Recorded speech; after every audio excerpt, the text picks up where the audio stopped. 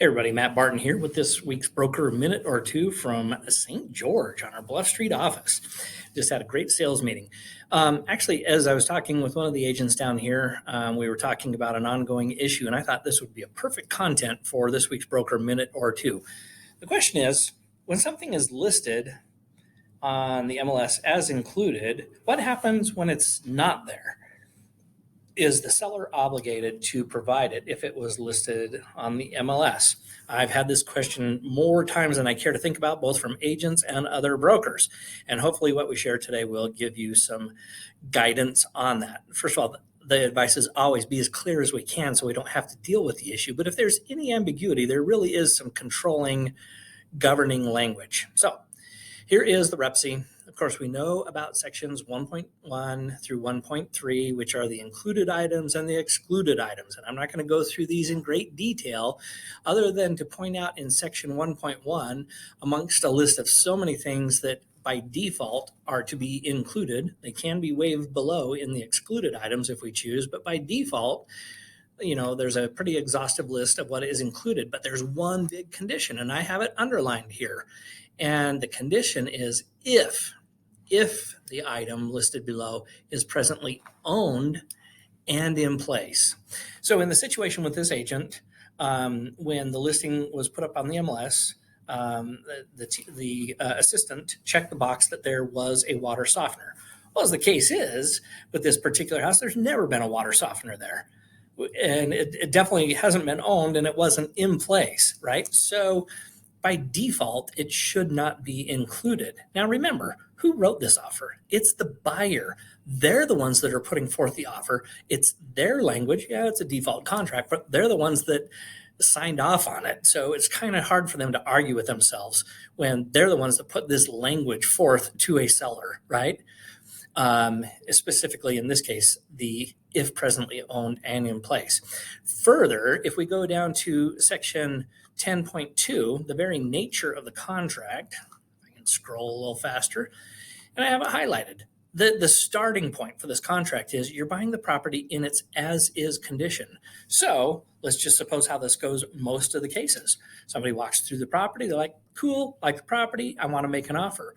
Well, assuming that they walked through the property, they certainly were aware or would be reasonable to expect that they could see whether there was or was not a water softener if it contradicted what was on the MLS. And certainly a question could be asked, but no, they wrote an offer. They did not put in specifically that a water softener was to be included, right? And then we go to section 14. Well, let's actually, before we go to 14, let's talk 11. They also have the right to do a walkthrough prior to closing to make sure the property is the way it was at the time they made the offer, right? And even if they don't do a walkthrough, it doesn't change the fact that whatever was contractually obligated is to be there as represented in the REPC. Now we go to the killer language in section 14, the complete contract. I'm going to read this because it's very important. The REPC, together with its addenda, exhibits, seller's disclosures, constitutes the entire contract between the parties, and supersedes, powerful contract language, supersedes and replaces any and all prior negotiations, representations, including in the MLS, warranties, understandings, or contracts between the parties, whether verbal or otherwise. That's pretty all-encompassing language, which 100% blows apart what is quote-unquote represented in the MLS. Now listen, not advocating to put a bunch of bull crap in the MLS that doesn't apply to your property, but if there's a clerical error, they really don't have a leg to stand on. If a water softener was so important to them after walking through and seeing that one wasn't there, they should have put it in the included section, because they still have to jump that first hurdle, right? Even if it was on the MLS, because the contract supersedes that, as it says here in section 14, and the contract says in order for it to be included in a default capacity, then it had to be owned and in place. So hopefully you can see why the REPC is the governing document, not the MLS listing. Just coming full circle, the only thing contractual when we're talking about a REPC versus the MLS, the only thing contractual in the MLS is the agreement between brokers to cooperate with compensation. I hope that adds some clarity for you guys, especially if you run across somebody who thinks that the MLS listing is the end all be all. I'll give you one exception to this.